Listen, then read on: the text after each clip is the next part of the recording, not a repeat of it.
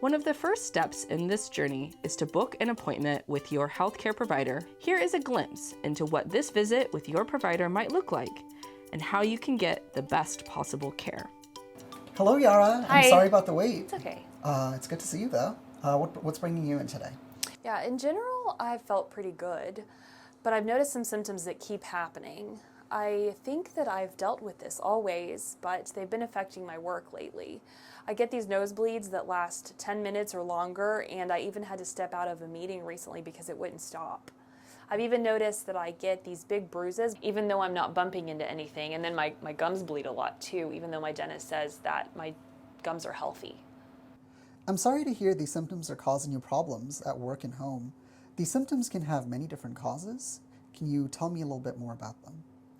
Yeah, the last time I had a large bruise, I actually took a picture of it on my phone. Okay. But I noticed that it lasted several weeks and it had a raised center to it. Okay. I can actually show it to you on my phone. Yeah, I'd be happy to see it. I didn't fall or hurt myself, so I don't know what's causing these large bruises.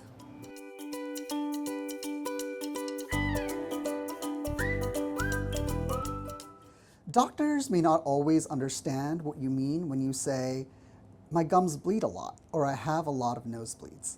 We are clinical and we like numbers and we like data, so bring visuals. The picture that Yara showed me today helped me better understand her symptoms, and it will better help me determine a cause. As a healthcare provider, the better you know healthcare diary can tell me how often you experience symptoms. If you start filling out the diary a few months before your appointment, you can help your provider find a cause. Thank you for bringing this in today, Yara. So bruising is often because of an injury, but it can also be a result of medications, supplements, a general medical condition. Can you give me a little bit more information? Yeah, I've also noticed that when I have my period, it lasts for over a week. And I even have to change my pads a lot, sometimes within the same hour. And sometimes I'm woken up at night feeling like I'm flooding my pad. I'm sorry to hear that, Yara. I see in my notes that we previously treated you for anemia. Have you been keeping up with the supplements and the dietary changes we discussed? I was asking because I think following the treatment plan we talked about last time should help you with some of these symptoms. Yeah, I have been taking my iron supplements and I've tried to follow the new dietary changes, but I'm still feeling tired all the time and even dizzy.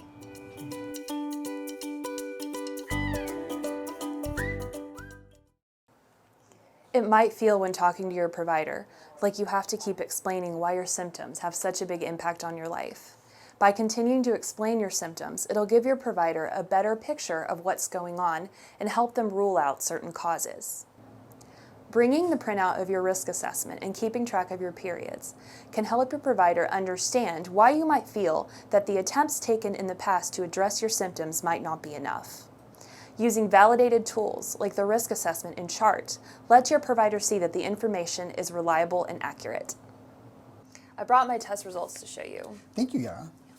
Just give me a moment to look over these.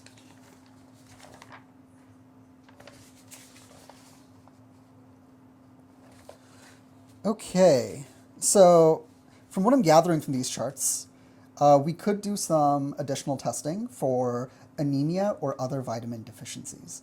Nasal or sinus infections could also be causing these frequent nosebleeds. I could also call for blood tests to look into a few other things, but it's not as likely you'd have some of those disorders.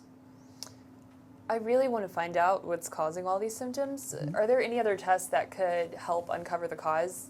I brought a brochure with me today that talks about ways that I can get tested to see if I have a bleeding disorder.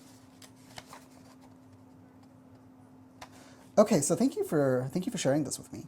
So based on what you've told me today, I could refer you to a hematologist. So the process could be pretty long. It's going to require additional rounds of testing and several more appointments before we reach a final diagnosis.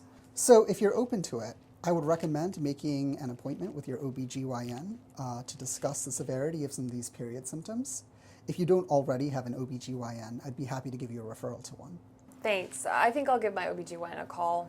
It sounds like this could be a really long journey, but I really want to get some answers. Well, I want to follow up with you and see how you're doing in 6 months. So on your way out, please schedule an appointment, and you and I will talk in the next 6 months. All right?